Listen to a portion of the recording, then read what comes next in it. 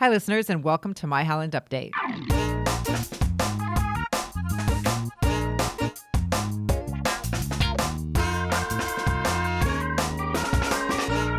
I'm Marianne Manderfield, Public Information Coordinator for the city, and today our guest is Justin Roebuck, the Ottawa County Clerk, Register of Deeds. Hi, Justin. It's good to be with you. Thanks for having me, Marianne. Sure. We've got an election coming up here on August 4th, and given everything that is going on with COVID, there's going to be some changes at the polls that people might see. We'd like to talk about some of the biggest changes that they might see. Yeah, absolutely. Obviously, COVID has affected all of our lives in pretty dramatic ways. Elections is definitely no exception to that. What we have done in the August 4 election, all precincts and polling locations are going to be open. We have strongly encouraged folks to vote absentee if they're comfortable with that, if they like participating in that way. It's a great opportunity to participate in the comfort of your own home, and then also kind of alleviate a little bit of some of the congestion that we may experience in the precinct. And overall, that's been a really successful effort, and we do have a lot of people voting absentee. But in the polling place, there are going to be measures taken to ensure that voters are comfortable and safe, and that our workers are safe. Okay. And that's a top concern. So we'll have PPE. Our election workers are going to be wearing masks. Okay. Voters can kind of expect, we have sanitization going on, so the voting booths are going to be cleaned. Okay. People are going to be kept at a distance of 6 feet as much as possible, Sure. particularly while lining up. Okay. To check in, the process of checking in as you apply and receive your ballot. So there are going to be some differences in that, and people may expect to see a little bit of a longer line as people are spaced out more physically distant from one another. Sure. But again, we're doing the best we can in terms of keeping people safe and also allowing our elections process to move forward, which it absolutely needs to do. Absolutely. And with that, like you said, you might expect to see longer wait times, just given taking time to sanitize, keeping people at a 6 feet distance. So even maybe more of a reason to vote absentee, so you won't have to wait in line. Tell us again, what time are the polls open on August 4th? Yeah, polls open at 7 a.m. Okay. And then they close at 8 p.m. So as long as you're in line at 8 p.m., you're able to cast a ballot. But it is 7 a.m. to 8 p.m. Okay. And if you do choose to apply online for a ballot, when is the deadline for that? So every voter was mailed, across the state of Michigan, was mailed an application to vote. Right. And you can turn that in at any time. But the deadline, and you can also apply online at michigan.gov/vote Okay. to receive an absentee ballot. So, and that's speeds up the process a little bit at this point rather than mailing in an application. But July 31, so Friday, July 31 is actually the deadline to apply online. Okay. And that's also the deadline to apply if you're wanting to receive your ballot by mail. Obviously, the turnaround time is very short at that point. It's Sure. Friday prior to the election. But you can always come into the local clerk's office as well. So you can come into the city clerk's office to apply for a ballot up until the Saturday or the weekend prior to the election. And all local jurisdictions will have Saturday hours for that, correct? Yes. So Okay. the weekend hours, what's interesting is we always used to have Saturday hours prior to the election. When Proposal 3 passed in 2018, it kind of fluctuated that a little bit by offering communities the option to have 8 hours the weekend prior. So they have to have 8 hours. Okay. So what's a little confusing on that is, some jurisdictions choose to do different hours. Now, here in Holland, the Saturday prior to the election, it's 7 a.m. to 3 p.m. Correct. At City Hall. At City Hall, the Saturday prior to the election. So if you live outside of Holland and you're listening to this, feel free to jump onto our website. It's miottawa.org/local clerks. and all of the hours there will be listed, all of those Saturday hours prior to the election, Saturday and Sunday. We do have a couple communities that do have Sunday hours. That's good to point out. It's not limited to Saturday, but could be Saturday or Sunday. So check your local clerk's office hours. Yeah, exactly. Okay. And talking about polling location, there's a couple changes in the city that voters should be aware of if they are choosing to vote in person. Ward 5 and Ward 6, correct? Right. So Ward 5, the location change there. So for any voters who vote in Ward 5, that new location is going to be the Unity Lodge, and it is 1089 Washington Avenue in the city. Okay. And then Ward 6 is going to be located at Lakeshore Vineyard Church, which is 710 Central Avenue. So those are the two changes within the city of Holland. We do have a few other changes around the county as well. And again, those changes can be viewed on our website, miottawa.org/elections. We have all those polling locations. So definitely, what I encourage voters, if you are planning to vote either by mail or in person, have a plan. What is your plan for participating in this election? Mm-hmm. You got to start thinking about, we recommend 10 days to allow 10 days if you're planning to mail your ballot back. Okay. You can always drop it off at the drop box as well if you're here in town and would like to drop it off.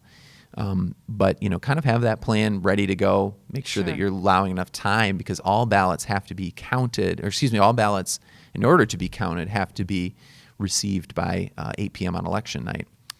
Right. So, and, likewise, if you're voting in the precinct, make sure you have that plan. Feel free to check out our website, the city's website, michigan.gov/vote as well. Make sure you know where that polling location is. You can view your sample ballot. You can just kind of, research the issues or candidates a little bit. Sure. It's always good to have a plan. And you had mentioned being able to drop off your ballot here at City Hall. There are 2 secure ballot drop boxes at City Hall. One is in the parking lot and one is in the lobby that are checked daily. So that's great. People can come up anytime and drop those off. Yeah, and that makes it really convenient for folks. It's a great feature. City Clerk's office does a phenomenal job here handling. And the vast increase in absentee ballots has not been, it's been a challenge for our clerks, and they've just done an incredible job. The staff here at the city has done a great job in serving the voters. So it's convenient, it's simple to vote absentee, and it's also going to be safe to be at the polling place as well. So we want people to feel comfortable with both options. Talk to us a little bit about the security of the ballots. Yeah, that's been a question that has been on a lot of people's minds. This is a significant year in elections in general. Obviously, every presidential election is. We've then faced additional significant challenges. And I think it's important to remember that absentee voting, for example, in Michigan has happened for years and years and years. Right. And we have a group of clerks, 23 local jurisdiction clerks here in Ottawa County, who are very familiar with absentee voting. So this is nothing new for our clerks. The volume is increased, and they have certainly had to adjust and make plans, to handle that increase. But the reality is there are a lot of security checks that go into absentee voting in particular. For example, in Michigan, you have to have an application in order to cast a ballot. So when you go into the precinct, you're filling out an application for a ballot, or when you ask for a ballot to be mailed to you, you have to fill out an application. So that document is a legal document that is retained by the clerk for a 6-year period of time. Okay. 6 years is a statute of limitations on voter fraud. So we have, documented evidence of every single person who's been issued a ballot. So once the application is filled out, it's required to be signed. Your birth date has to be placed on that application. And then when the clerk receives that, they are checking those 2 pieces of information. So every voter's signature is maintained in 2 places. One is on a MasterCard physical file within the clerk's office. Okay. And the other is in the statewide voter database called the Qualified Voter File. So the signature on the application is checked against those, that signature that's on file in the clerk's office. If there is a mismatch, either on the birth date or the signature, the clerk won't issue a ballot. We have to contact that voter and cure that issue essentially and make that right. But if everything checks out, your ballot is mailed to you, and then once again, the signature of the voter is required on the outside envelope of the ballot. So once you receive your ballot and fill that out, you're signing the back envelope, and then that gets mailed back to the clerk. And once again, that signature is checked in the clerk's office prior to Election Day and prior to the ballot ever being counted. So there's a number of steps just in that process. Right. And then we go into the detail of how ballots are counted on Election Day. Absentee ballots are typically processed in a separate, what we call a counting board, which is basically a group of sworn election officers. They're essentially volunteers. They're our neighbors. But they come in and they take an oath. And they are a group of individuals that has to represent both major political parties.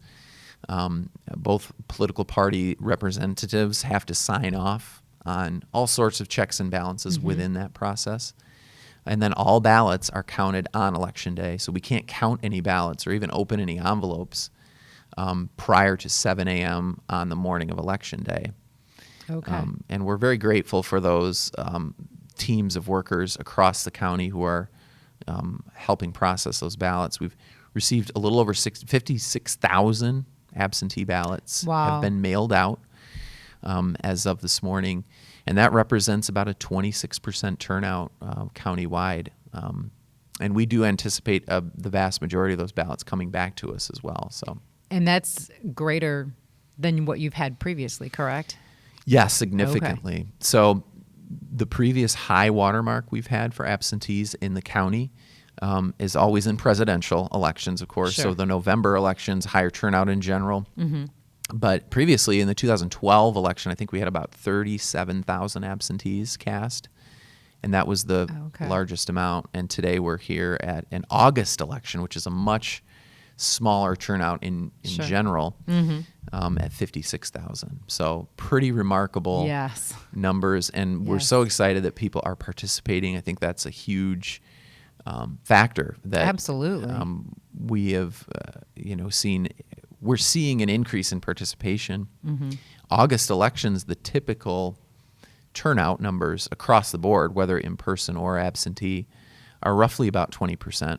Okay. So it could be anywhere from 18 to 20%. In 2018, we saw a little bit of a higher August primary turnout, and that was about 30%. Okay. So either way, we're on track here for a pretty significant turnout. And I believe that these absentees are going to help so much in terms of alleviating some of the stress and pressure on our election workers in the precinct.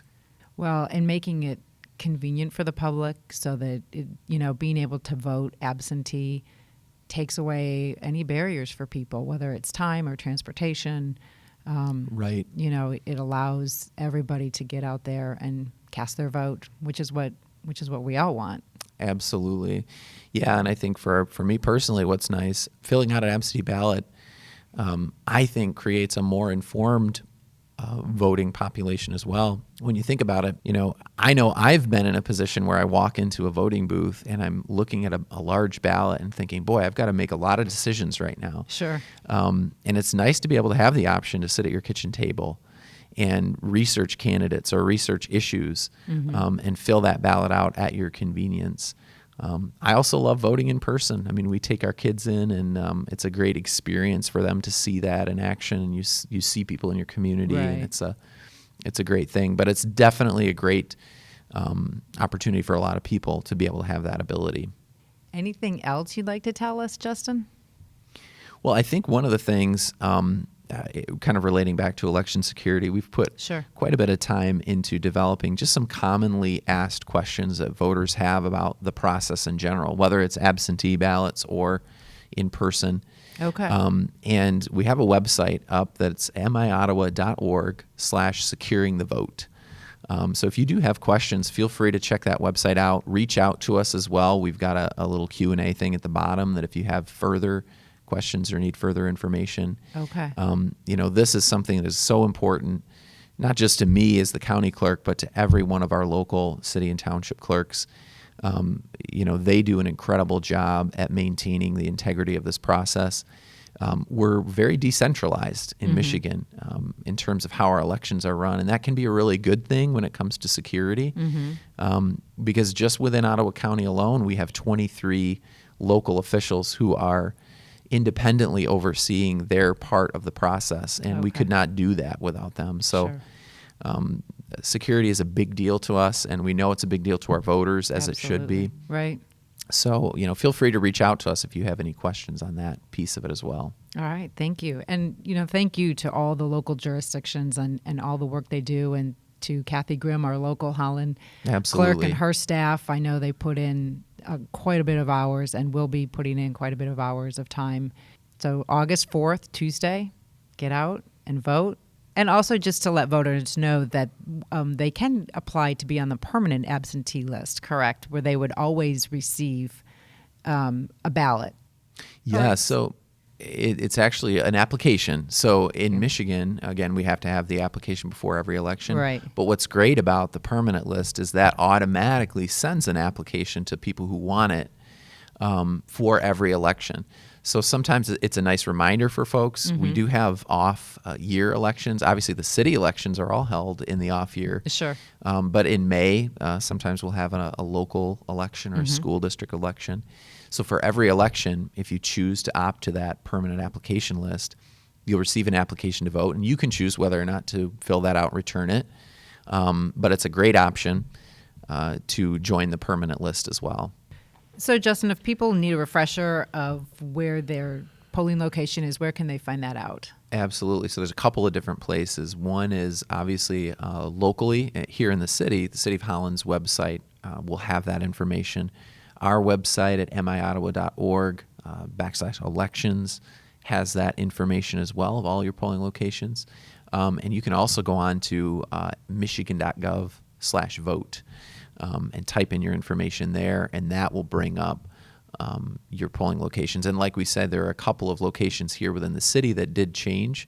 So it'd be great to check that out prior to going into the polling place on Election Day. Thanks again, Justin, for coming in and talking with us today. Really appreciate you taking time out of your busy time. I know this is a really busy time for you, but thank you very much. Absolutely, Marianne. It's great to be with you. Thanks for having me. Until next month, this is My Holland Update.